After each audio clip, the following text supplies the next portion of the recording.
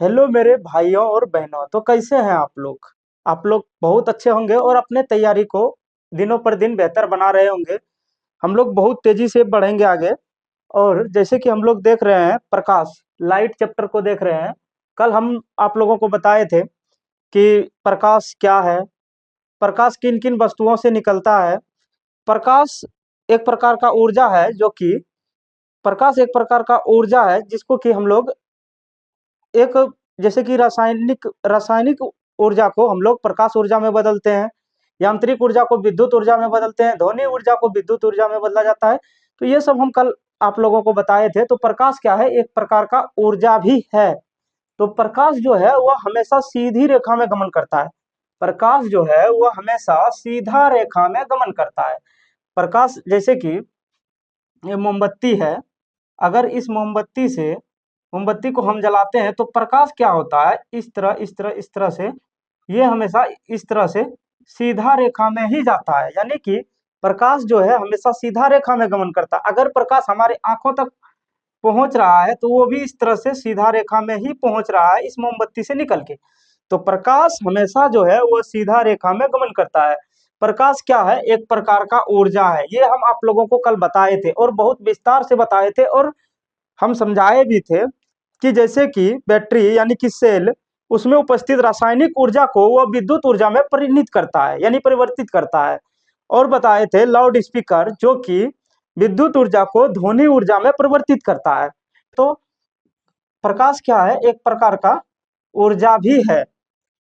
तो चलिए हम लोग और इससे आगे देखते हैं प्रकाश का प्रकीर्णन। यहाँ पर देखिए, जब प्रकाश सूक्ष्म कणों पर पड़ता है, जब प्रकाश सूक्ष्म कणों पर पड़ता है तब सूक्ष्म कण कुछ ऊर्जा को अवशोषित कर लेता है। सूक्ष्म कण कुछ ऊर्जा को अवशोषित कर लेता है, फिर उसे चारों ओर विसरित कर देते हैं। इस घटना को क्या कहते हैं, परिकीर्णन कहते हैं। परिकीर्णन वास्तव में क्या है, परिकीर्णन वास्तव में प्रकाश का फैलना है। यानी प्रकाश का फैलना ही परिकीर्णन कहलाता है। मान लिया जाए कि किसी कमरे में कोई वस्तु रखा हुआ है, वो हमें कैसे दिखाई देता है, सूर्य का प्रकाश जो है उस पर डायरेक्ट तो नहीं पड़ता है, डायरेक्ट सूर्य का प्रकाश उस पर नहीं पड़ता, फिर भी वह वस्तु हमको दिखाई देता है। वह क्या करता है, सूर्य के प्रकाश को अवशोषित कर लेता है, फिर उसको क्या करता है, तो फिर उसको परावर्तित करता है यानी कि परिकीर्णित कर देता है। फिर उसे अवशोषित कर फिर विसरित कर देता है, यानी कि फिर उसे चारों ओर फैला देता है। फिर वह प्रकाश हमारे आंखों तक आता है तो हम उस वस्तु को देख सकते हैं। तो वास्तव में प्रकाश का फैलना ही प्रकाश का क्या है, प्रकीर्णन है। तो आप लोग समझ गए कि प्रकाश का प्रकीर्णन क्या है। वास्तव में प्रकाश का फैलना ही प्रकाश का प्रकीर्णन है। अब पढ़ना हम लोगों को प्रकाश का किरण पुंज के बारे में। प्रकाश का किरण पुंज, प्रकाश के किरणों के समूह को किरण पुंज कहा जाता है। प्रकाश जो है वह सीधी रेखा में गमन करता है। तो अगर ऐसे एक लाइन है तो ये क्या है, ये किरण है। और इसके साथ अगर हम एक दो तीन बना दें तो ये क्या हो गया, ये किरण पुंज हो गया। यानी कि अगर अगर एक रेखा है तो वह किरण है, जैसे कि लेजर से निकलता है एकदम सीधी। तो ये क्या है, किरण है। उसके साथ हम लोग अगर तीन चार बना दे तो ये क्या है, किरण पुंज है। जैसे कि हम लोग टॉर्च जलाते हैं, टॉर्च के साथ सीधी रेखा में किरणें निकलती है, तो वो क्या है, एक प्रकार का किरण पुंज है। तो हम लोग पढ़ेंगे किरण पुंज के बारे में। प्रकाश के किरणों के समूह को किरण पुंज कहते हैं। यानी कि किरणों के समूह को क्या कहा जाता है, किरण पुंज। किरण पुंज जो है वो मुख्यतः तीन प्रकार के होते हैं। किरण पुंज मुख्यतः तीन प्रकार के होते हैं, एक अपसारी किरण पुंज, समांतर किरण पुंज और अभिसारी किरण पुंज। अपसारी किरण पुंज, अपसारी किरण पुंज में क्या होता है कि प्रकाश एक बिंदु स्रोत से निकलकर फैलता है, उसे क्या कहा जाता है, अपसारी किरण पुंज। अपसारी किरण पुंज में क्या होता है कि प्रकाश एक बिंदु स्रोत से निकलकर फैलता है। इसका अगर हम लोग समझें तो ये एक यहाँ पे ये बिंदु स्रोत हो गया। यहाँ से क्या होता है, प्रकाश निकल कर क्या होता है, फैलता है। प्रकाश क्या होता है, फैलता है। तो ये क्या है, ये क्या है? अपसारी किरण पुंज। अगर अपसारी किरण पुंज की परिभाषा की बात करें तो प्रकाश एक बिंदु स्रोत से निकलकर फैलता है जिसमें किरणों किरणों के बीच की दूरी बढ़ती जाती है, उसे ही क्या कहते हैं? अपसारी किरण पुंज कहते हैं। आप लोग देख रहे हैं यहाँ से किरण निकल रहा है तो क्या हो रहा है? किरणों के बीच की दूरी बढ़ती जा रही है, ये फैलती जा रही है तो किरणों के बीच की दूरी बढ़ती जा रही है, इसे ही क्या कहा जाता है? अपसारी किरण पुंज कहा जाता है।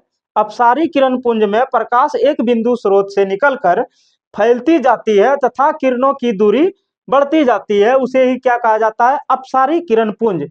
अपसारी किरण पुंज के उदाहरण की बात करें तो हम लोग इसमें ले सकते हैं। अपसारी किरण पुंज की उदाहरण की बात करें तो मोमबत्ती मोमबत्ती से, जैसे कि मोमबत्ती से हम लोग मोमबत्ती को जलाते हैं, जैसे कि हम लोग मोमबत्ती को जलाते हैं तो मोमबत्ती से क्या होता है? एक बिंदु स्रोत से, यानी कि यहाँ से प्रकाश निकलकर ये क्या होता है? फैलते जाती है। ऐसे क्या होता है? फैलते जाती है। तो ये क्या है? ये अपसारी किरण पुंज के उदाहरण है। अपसारी किरण पुंज में प्रकाश एक बिंदु स्रोत से निकलकर फैलती जाती है, इसे क्या कहते हैं? अपसारी किरण पुंज कहते हैं। अब हम लोग चलते हैं समानांतर किरण पुंज में।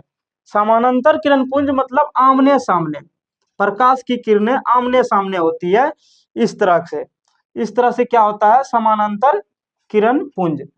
समानांतर किरण पुंज में प्रकाश की जो है किरणें है वह समानांतर होती है, इसे समानांतर किरण पुंज कहते हैं।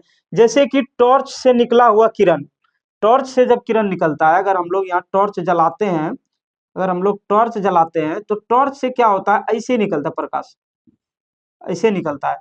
तो ये क्या है? समानांतर किरण पुंज है। टॉर्च से निकलता हुआ प्रकाश ये क्या है? समानांतर किरण पुंज है। और फिर जो है इसे लेजर लाइट से निकला हुआ किरण, लेजर लाइट को भी हम लोग जलाते हैं तो उसका प्रकाश क्या होता है? एकदम सीधा निकलता है। तो समानांतर किरण पुंज का सबसे अच्छा उदाहरण जो है वह लेजर लाइट है। क्या है? Laser light. लेजर लाइट समानांतर किरण पुंज का सबसे अच्छा व सटीक उदाहरण लेजर लाइट है। अब चलते हैं हम लोग अभिसारी किरण पुंज के तरफ। अभिसारी किरण पुंज में क्या होता है कि प्रकाश एक बिंदु स्रोत पर आकर मिलती है। अभिसारी किरण पुंज में क्या होता है कि प्रकाश जो है एक बिंदु स्रोत पर आकर मिलती है। प्रकाश जो है वह एक बिंदु स्रोत पर आकर मिलती है।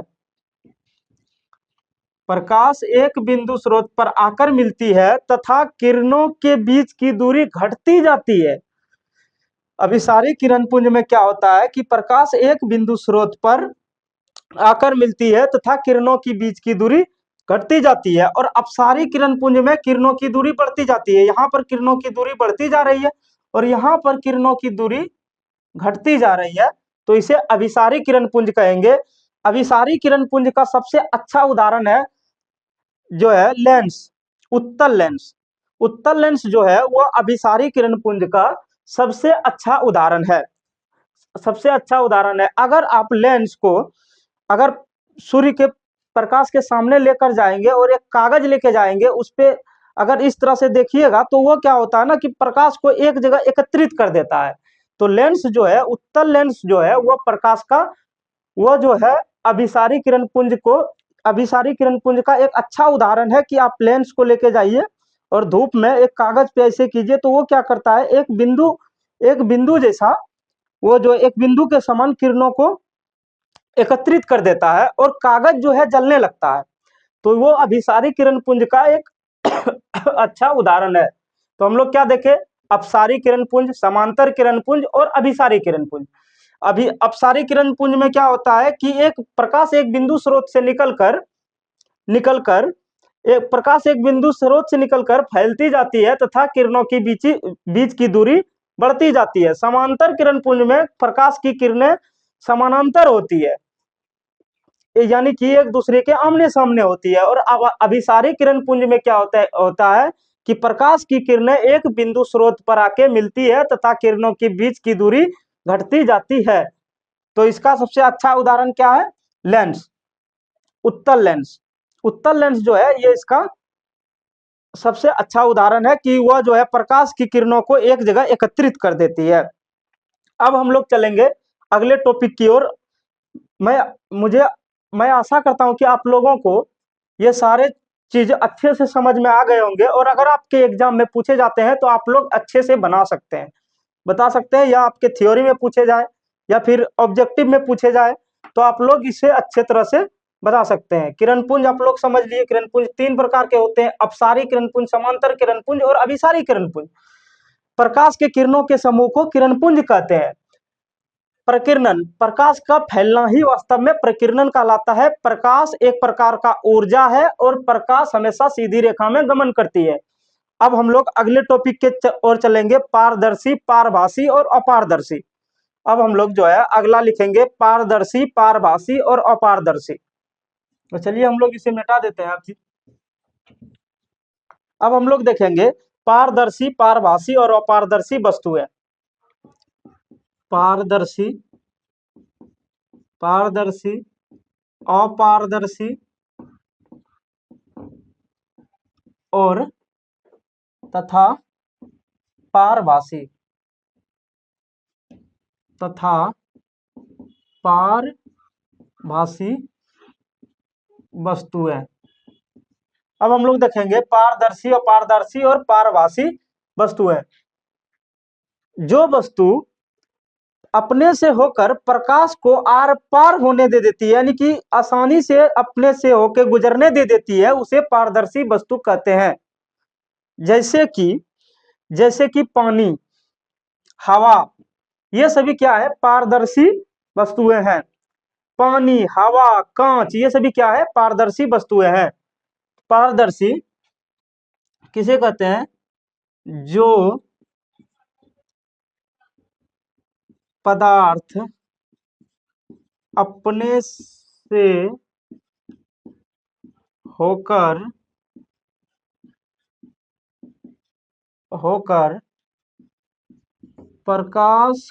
होकर प्रकाश को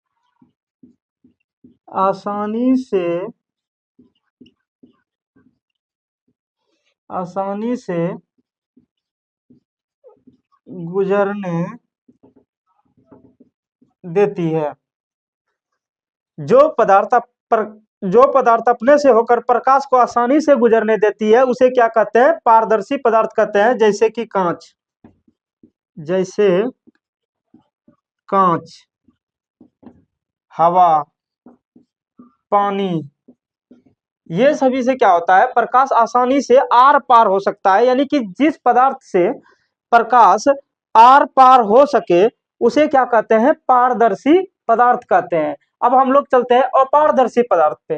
अपारदर्शी, अपारदर्शी, अपारदर्शी पदार्थ। जो पदार्थ जो पदार्थ जो पदार्थ जो पदार्थ प्रकाश को अपने से होकर नहीं गुजरने देती है, नहीं गुजरने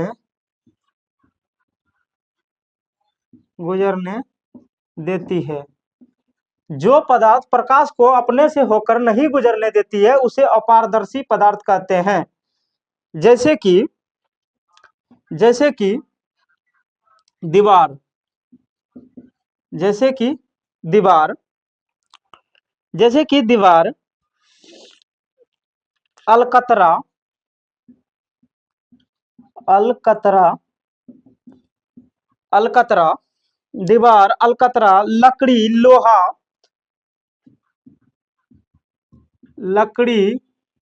लोहा, ये सभी जो है अपने से होकर प्रकाश को गुजरने नहीं देती है। ये सभी पे आप अगर प्रकाश को जलाएंगे तो प्रकाश आर पार नहीं होगा, तो इसे क्या कहते हैं, अपारदर्शी पदार्थ कहते हैं। जिससे होकर प्रकाश आसानी से गुजर जाए उसे पारदर्शी पदार्थ कहते हैं। जैसे कि अगर कांच पे आप लाइट जलाते हैं तो प्रकाश क्या होता है, वह आर पार हो जाता है, पानी से आर पार हो जाता है, हवा से, सूर्य का प्रकाश तो हवा से ही होके आती है। तो क्या होता है, जिससे आसानी से पार हो सके उसे पारदर्शी जिसे आसानी से जिसे होकर प्रकाश नहीं गुजरे, बिल्कुल भी नहीं गुजरे, उसे अपारदर्शी पदार्थ कहते हैं। पारभासी। हाँ, तो अब हम लोग देखेंगे पारभासी पदार्थ। पारभासी पदार्थ वैसे पदार्थ वैसे पदार्थ वैसे पदार्थ जो प्रकाश के कुछ भाग को ही अपने से होकर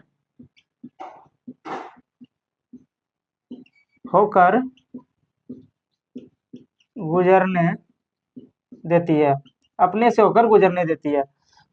पारभासी पदार्थ वैसे पदार्थ हैं जो प्रकाश के कुछ ही भाग को अपने से होकर गुजरने देती है।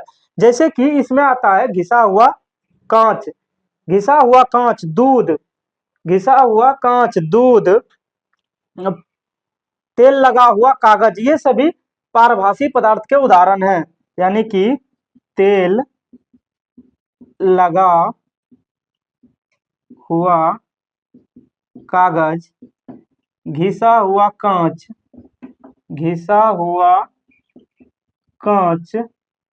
दूध,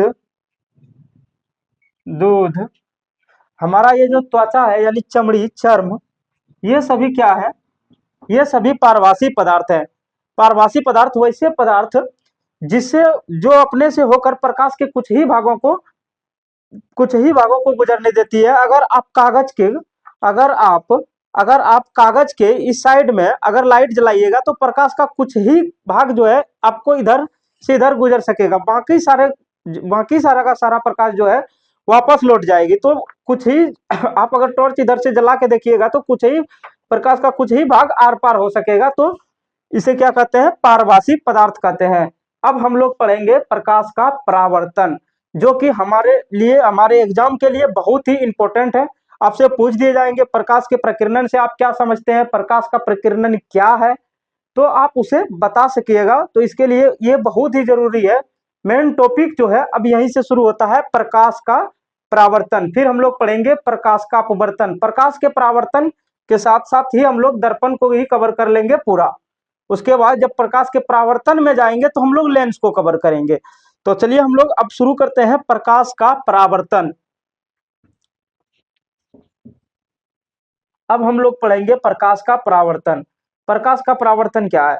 जब प्रकाश को हम किसी वस्तु पे जलाते हैं तो प्रकाश उससे जो वापस लौट आती है, इस घटना को प्रकाश का परावर्तन कहते हैं। प्रकाश के परावर्तन के लिए दर्पण जो है प्रकाश के परावर्तक सतह में से एक है। सबसे अच्छा प्रकाश का परावर्तक सतह दर्पण को माना जाता है। तो हम लोग लिखेंगे प्रकाश का परावर्तन। क्या पढ़ेंगे आप लोग? प्रकाश का परावर्तन। प्रकाश का परावर्तन। प्रकाश का परावर्तन। अब हम लोग पढ़ेंगे प्रकाश का परावर्तन। तो इसका परिभाषा क्या होगा? जब प्रकाश किसी दर्पण पर या फिर किसी वस्तु या दर्पण पर पड़कर वापस उसी माध्यम में लौट जाती है तो इसे प्रकाश का परावर्तन कहते हैं। जब प्रकाश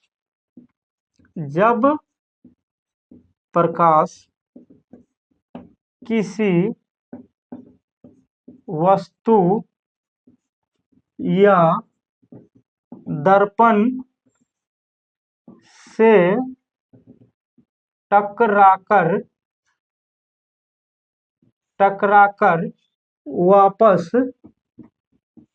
वापस अपने ही माध्यम में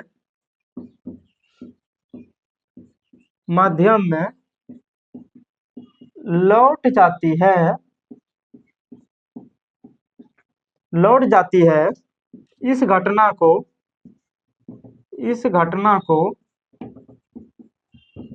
प्रकाश का परावर्तन कहते हैं। प्रकाश का परावर्तन कहते हैं। जब प्रकाश किसी वस्तु या दर्पण से टकराकर वापस अपने ही माध्यम में लौट जाती है तो इस घटना को प्रकाश का परावर्तन कहते हैं। मान लिया जाए यह एक दर्पण है, ये कौन क्या है, दर्पण है, ये क्या है, दर्पण है। अगर हम इस दर्पण पे प्रकाश को यहां से जलाते हैं तो फिर प्रकाश वापस इधर अपने ही माध्यम में लौट जाती है। क्या करती है, प्रकाश को अगर हम यहाँ से जलाते हैं, यहाँ से प्रकाश अगर इस दर्पण पे डालते हैं तो वापस प्रकाश इस माध्यम में लौट जाती है, तो इस घटना को क्या कहते हैं, प्रकाश का परावर्तन कहते हैं। आपतन, ये क्या है, यहाँ पर ये आपतन बिंदु है, इस पे खींचा गया ये क्या है, अभिलंब है, यानी कि आपतन बिंदु पर खींचा गया लंब अभिलंब कहलाता है। या फिर परावर्तक सतह के किसी बिंदु पर खींचा गया लंब अभिलंब कहलाता है। ये क्या है, ये अभिलंब है, ये क्या है, ये अभिलंब है। ये क्या है, आपतित किरण है, आपतित किरण, ये क्या है, आपतित किरण है। ये क्या है, परावर्तित किरण है, परावर्तित किरण, परावर्तित किरण। और ये क्या है, अभिलंब है।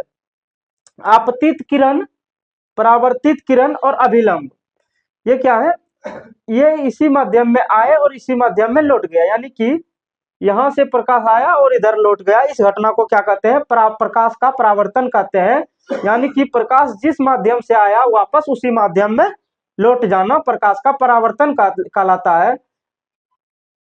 परावर्तक सतह के किसी भी बिंदु पर खींचा गया लंब अभिलंब कहलाता है। ये जो है, ये आपतित किरण और अभिलंब के बीच के कोण को आपतन कोण कहते हैं। यानी कि आपतित किरण और अभिलंब के बीच के कोण को आपतन कोण कहते हैं। परावर्तित किरण और अभिलंब के बीच को परावर्तन कोण कहते हैं। यानी कि आपतित किरण और अभिलंब के बीच के कोण को आपतन कोण कहते हैं। परावर्तित किरण और अभिलंब के बीच के कोण को परावर्तन कोण कहते हैं। तो इसको कहते हैं क्या, आपतन कोण, आपतन कोण। और इसको क्या कहते हैं, परावर्तन कोण। यानी कि आपतित किरण और अभिलंब के बीच के कोण को आपतन कोण कहते हैं और परावर्तित किरण और अभिलंब के बीच के कोण को परावर्तन कोण कहते हैं। आपतन कोण परावर्तन के आपतन कोण परावर्तन कोण के बराबर होता है। यानी कि ये कोण जितना डिग्री का होगा यह भी कोण उतना ही डिग्री का होगा। अगर ये कोण 30 डिग्री का है, 30 डिग्री का है तो ये भी 30 ही डिग्री का होगा। यानी कि आपतन कोण परावर्तन कोण के बराबर होता है। प्रकाश के परावर्तन के दो नियम है, प्रकाश के परावर्तन के जो है दो नियम है। प्रकाश के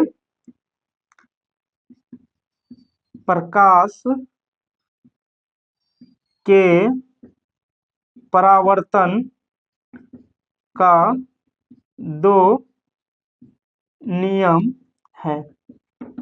प्रकाश के परावर्तन का दो नियम है, आपतित किरण, परावर्तित किरण एवं अभिलंब तीनों एक ही तल में होते हैं। आप देख सकते हैं ये परावर्तक सतह है, आपतित किरण, परावर्तित किरण और अभिलंब तीनों क्या है, एक ही तल में है। तो इसका पहला जो नियम होता है वो क्या होता है, आपतित किरण, परावर्तित किरण तथा अभिलंब तीनों एक ही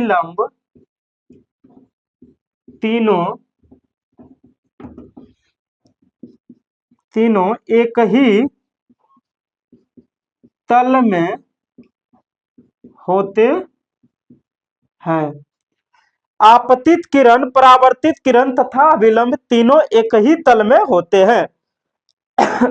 इसका परावर्तन का दूसरा नियम क्या है, परावर्तन का दूसरा नियम है परावर्तन का दूसरा नियम है आपतन कोण परावर्तन कोण के बराबर होता है।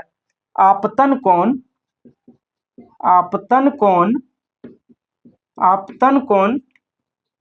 परावर्तन कोण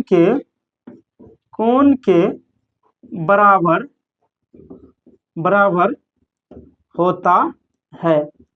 अगर आप लोगों से पूछ दिया जाए परावर्तन क्या है या फिर परावर्तन किसे कहते हैं, तो आप लोग उदाहरण सहित, मतलब आप लोग परिभाषा सहित इस चित्र को भी बनाएंगे।